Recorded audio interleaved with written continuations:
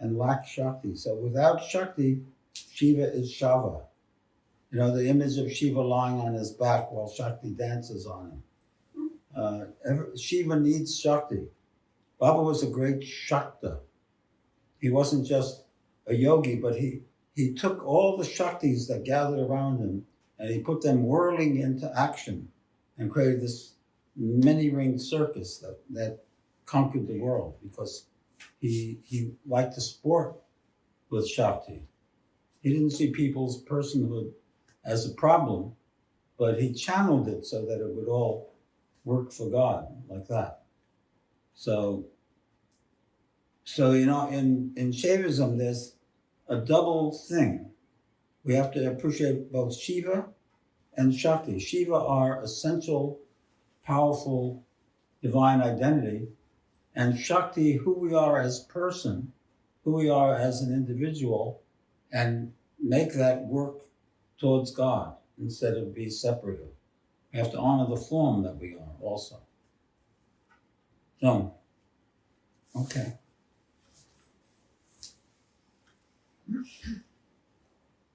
Scripture says, the goddess Shakti is always engaged in enjoying the taste of manifestation, and yet she is never depleted.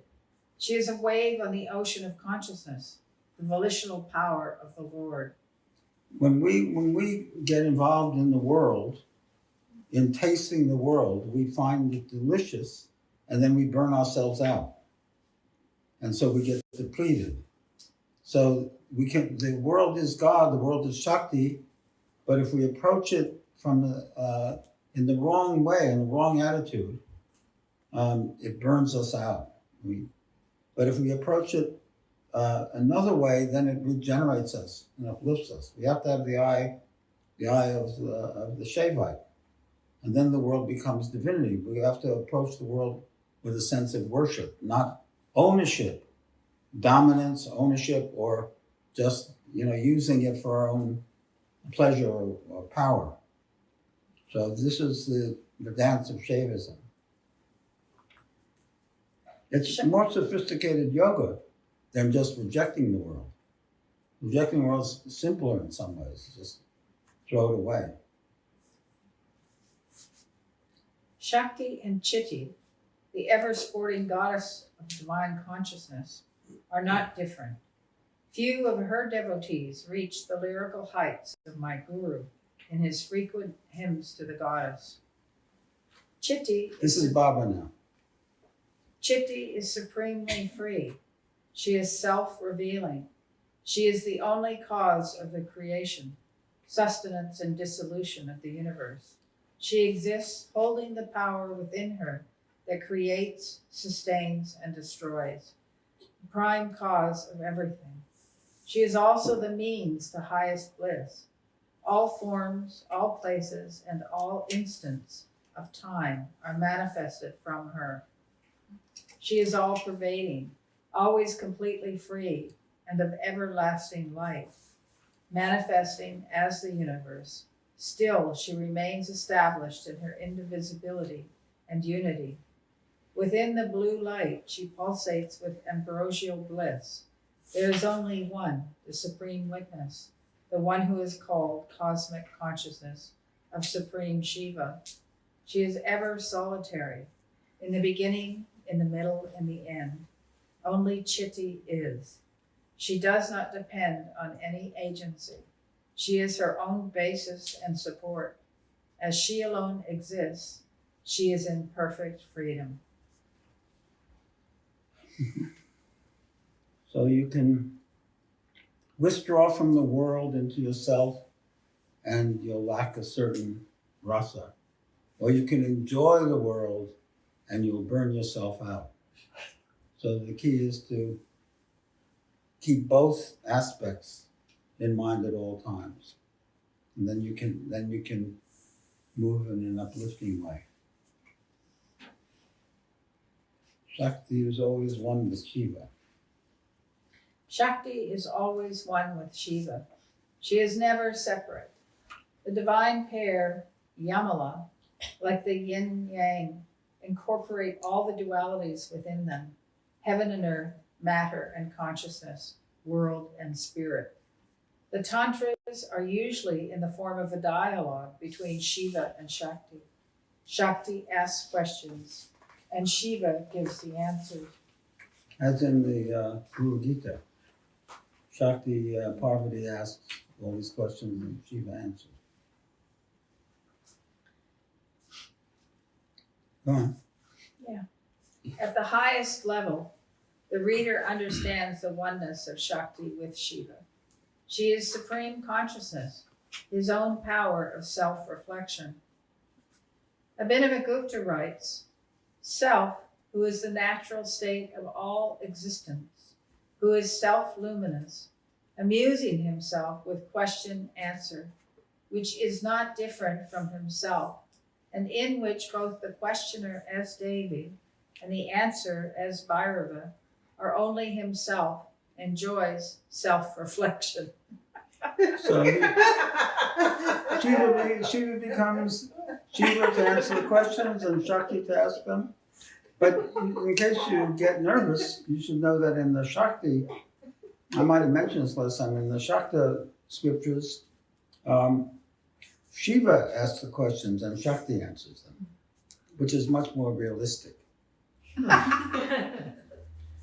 So, but the main point is that they're one.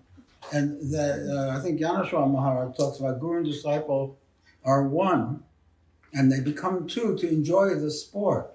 Mm-hmm. And they love, and from the highest perspective, to be a disciple is just as delicious as to be the Guru. And to be the Guru is delicious because the disciple is there, and they split and become one. One teaches, one hears.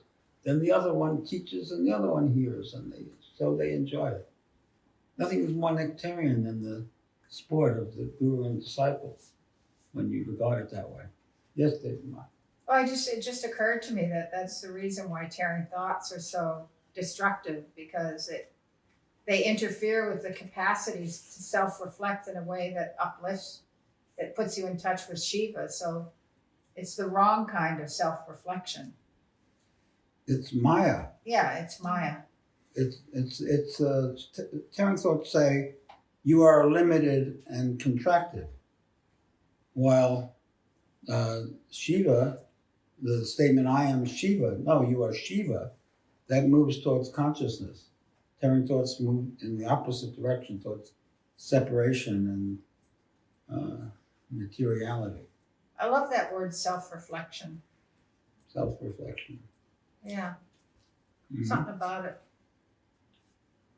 Yeah, I mean, our culture is very reflective and reflects on many things, but it hasn't gotten around to self-reflection yet. It's Getting there. It's about to. From today, it will reflect. Yeah. Right now in Washington, D.C., Donald Trump is thinking, who am I? What is this about? I think probably everyone is wondering, what is this about? Huh? Yeah. Yeah. What does it all mean? Yeah. Certainly. Shakti is the active, manifesting aspect of the Lord. That she is revered by the Shaivite sages gives Shaivism its warmth and quality of heart. Such a this worldly approach resonates with the modern Western sensibility. Notice also Baba's use of the word freedom, swatantriya, in the last sentence. The Shaivite masters emphasize this characteristic of consciousness. Consciousness freely creates and freely sports. As we liberate ourselves from our dependencies, more and more we take on the characteristic of Chitti, this sportive, self-generated freedom. Swatantriya, Siddha Swatantriya. Okay, so let's do a little dharana. I am free to reconfigure my life. I'm free. I don't have to be at the mercy of all my hang-ups and my neuroses and my fears and my negativity. Right now, I can freely choose to be drowning in consciousness, to be uplifted by consciousness. From this moment, I choose to move towards the light. I commit to that. I don't have to be. It doesn't matter how much pain and suffering there was in my past, how much I've been misunderstood or put down or abused. Doesn't matter. Throw it out. I'm free. Consciousness is free to grow and expand and love and have joy. Can you feel that? Do I have a witness?